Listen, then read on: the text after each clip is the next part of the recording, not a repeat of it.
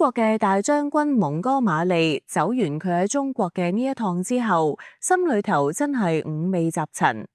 佢同西方嘅人們分享咗咁一句說話：而家嘅中國有3個厲害之處，真唔能夠少睇，千祈唔好去惹中國。首先，中國嘅發展速度驚人，讓人不得不刮目相看。佢嘅經濟實力飛速提升，就好似一列高速行駛嘅列車，不斷向前衝刺。其次，中國嘅科技創新能力亦都越嚟越強，喺各種前沿科技領域，中國都喺不斷取得突破，展現出咗強大嘅實力。最後，中國嘅人民團結一心，凝聚力極強，無論係面對乜嘢困難同挑戰，中國人民都能夠齊心協力，共同應對。所以，千祈唔好睇咗而家嘅中國，佢嘅呢一啲優點都讓人不得不敬畏3分。蒙哥馬利嚟到中國之後，對中國嘅評價高得出奇。佢到底喺中國碰到咗啥先至會有咁樣嘅睇法？佢提到嘅3個長處到底係乜嘢呢？咁嚟翻到1960年嗰會，睇下事情到底係點一回事。蒙哥馬利喺1887年嚟到世上，佢親身經歷咗2次世界大戰嘅烽火。佢學業有成，係從赫赫有名嘅桑赫斯特皇家軍事學院走出嚟㗎。呢一所學校可以係全球4大軍校之一。蒙哥馬利嘅軍旅生活，咁簡直係一段非凡嘅傳奇。蒙哥馬利軍事學院一畢業就直接進咗部隊，當咗個小兵，冇幾耐就趕上咗第1次世界大戰，咁上前線打仗去咗。呢一次大戰裏邊，蒙哥馬利差啲就冇命啦，但係好在被迅速救翻嚟。佢因為打仗勇猛，表現出色，後來仲被提拔當咗參謀長。跟住蒙哥馬利又使勁兒考上咗坎伯利參謀學院，繼續提升指揮打仗嘅本事。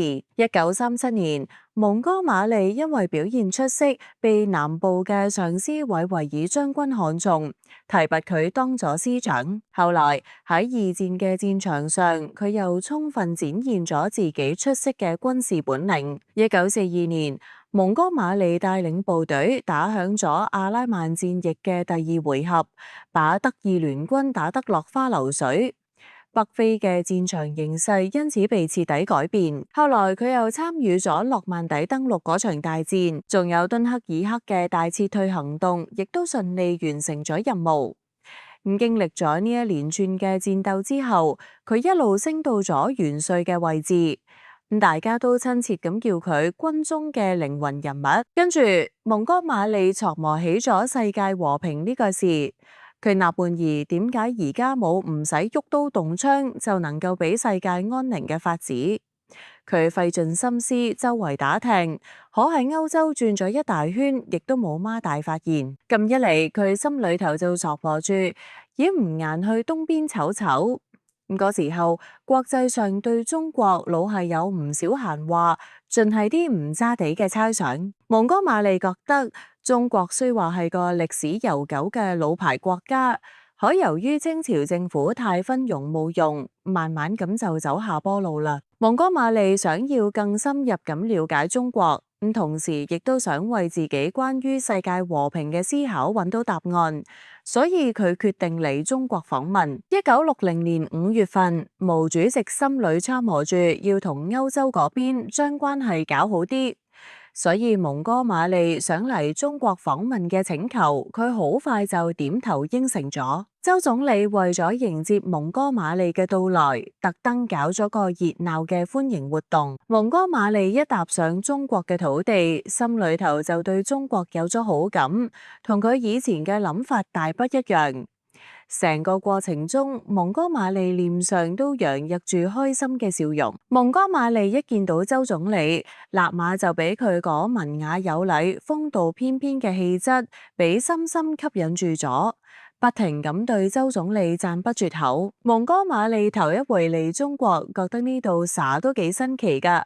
佢發覺中國到處都充滿咗活力，正喺度飛快咁發展。到處都能夠感受到嗰股子旺盛嘅生命力。而家中國嘅發展速度可快咗，但係到底中國想達到乜最終目標呢？蒙哥馬利直接拋出咗一個挺尖銳嘅問題。其實呢個亦都係好多外國人心裏頭納悶嘅事。對於呢個事宜，周總理直接講咗：顏利國家可唔會去外面搞擴張、搞侵略。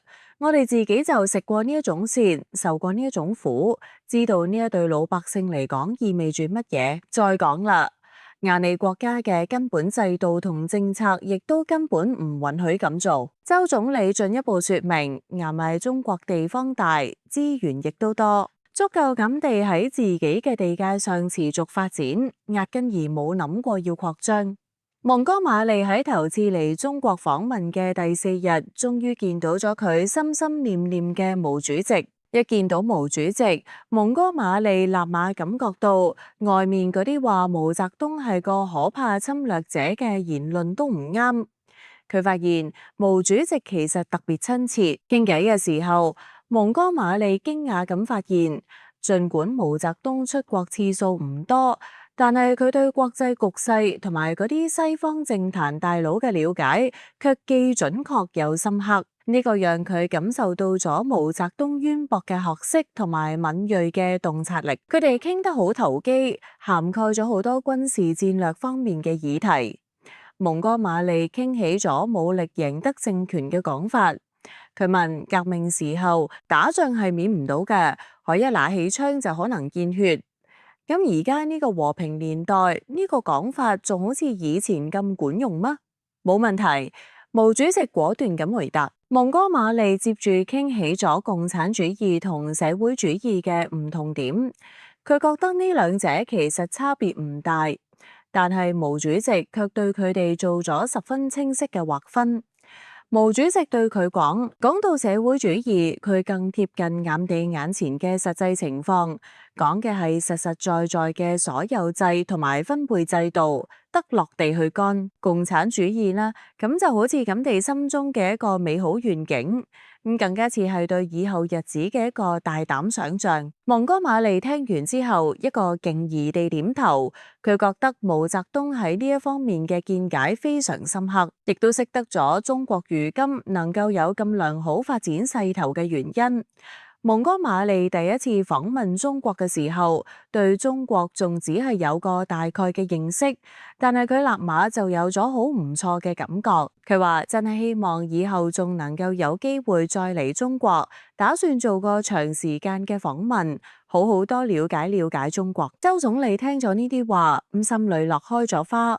佢趕忙同蒙哥馬利話：我哋特別高興能夠有更多嘅外國朋友親自嚟中國走走睇下，真心歡迎你哋。講住，佢仲邀請蒙哥馬利出年國慶嘅時候再嚟中國做客。1961年9月份，儘管英國外交部嗰陣時搏命反對呢次訪問，覺得喺國慶期間過嚟唔係太合適，可能會讓人誤會有些政治目的，但蒙哥馬利就係唔聽，定係按照原計劃喺約定嘅時間到咗中國。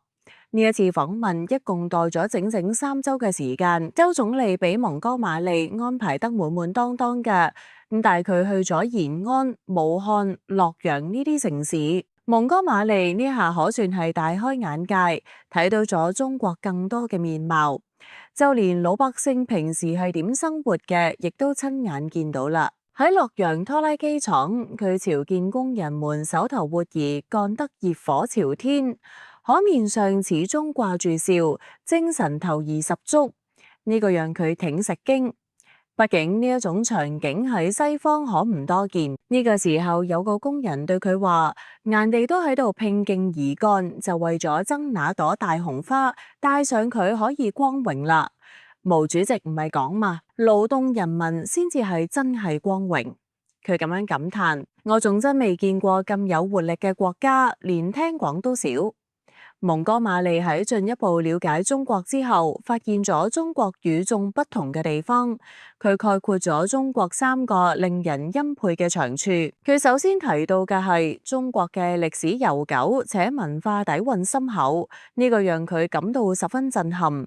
中國能夠歷經幾千年傳承至今，展現出強大嘅生命力同埋韌性，呢個係佢之前未曾預料到嘅。其次，中國嘅發展速度之快，俾佢驚嘆不已。無論係經濟建設定係科技創新，中國都取得咗舉世矚目嘅成就。呢一種迅猛嘅發展勢頭，俾佢睇到咗中國未來嘅無限可能。最後，佢特別強調咗中國人民嘅團結同勤勞，喺面對各種困難同挑戰嘅時候，中國人民總係能夠齊心協力、共克時艱。呢一種團結一心嘅精神，以及勤勞努力嘅品質，等佢深感敬佩。總嘅嚟講，蒙哥馬利認為中國嘅呢三個優點實在令人欽佩。首先，亞地中國人民都特別齊心。軍人同老百姓就好似係一家人一樣親近。橫咗好多城市之後，蒙哥馬利真切感受到咗各地嘅凝聚力。喺工廠，大伙兒心往一處諗，勁往一處諗，搏命幹活，都想俾經濟快啲飛起嚟。邊個都冇偷懶。到咗部隊訓練場上，大家步伐一致，氣勢如虹，口號喊得震天響，特別提振士氣。全國各地人人身上都透住一股子使勁而乾嘅勁意，就好似係每個人都喺度閃閃發亮，俾中國未來嘅路照得通明。咁樣一嚟，就算路上有咩阻攔，咁都唔驚，因為路亮堂堂嘅，啥都能夠投得清清楚楚，拉都拉得開，而且軍民關係緊密如一家，老百姓對軍人特別敬重。要係軍人衣服破咗或者糧食唔夠，老百姓都會主動幫忙，唔係俾縫補衣服，就係送糧食嚟。另外，中國老百姓都好踴躍咁去當兵，覺得能當個軍人咁係相當驕傲嘅事宜。蒙哥馬利聽到中國人管軍人叫人民嘅子弟兵，感覺特別新鮮。喺冇到中國之前，佢壓根兒冇諗過呢個世上居然會有人爭住去當兵。佢察覺到喺中國參軍被大家視為極其榮耀嘅事。要係屋企有邊個當咗兵，全家人都會感到特別自豪。老百姓對國家有住好強嘅責任心，始終把國家嘅安全放喺最重要嘅位置。第三點，簡理中國人民從來都不懼怕為正義獻身。蒙哥馬利表示，中國嘅老百姓做起事嚟嗰叫一個利索，要係掂上特別危險嘅事宜，只要係關乎國家大事，佢哋都會二話不說就往上衝，唔怕死，特別勇猛。佢哋面對困難從不輕言放棄，要係生意垮咗咁就從頭再嚟，從不畏懼失敗嘅滋味。佢哋實實在在咁樣下功夫，一點點咁去摸索學習，唔達到目的誓不罷休。感覺上好似冇乜嘢能夠難倒中國人。蒙哥馬利兩次到中國走訪之後，真心覺得中國人特別堅韌有魄力，真切咁睇到咗中國巨大嘅發展後勁。佢發現中國早已唔係過去嗰個貧窮落後嘅國家，亦都唔係能夠隨便讓人哈負嘅國家啦，而係一個蓬勃發展、邁向強盛嘅中國，係個喺東方不容忽視嘅大國。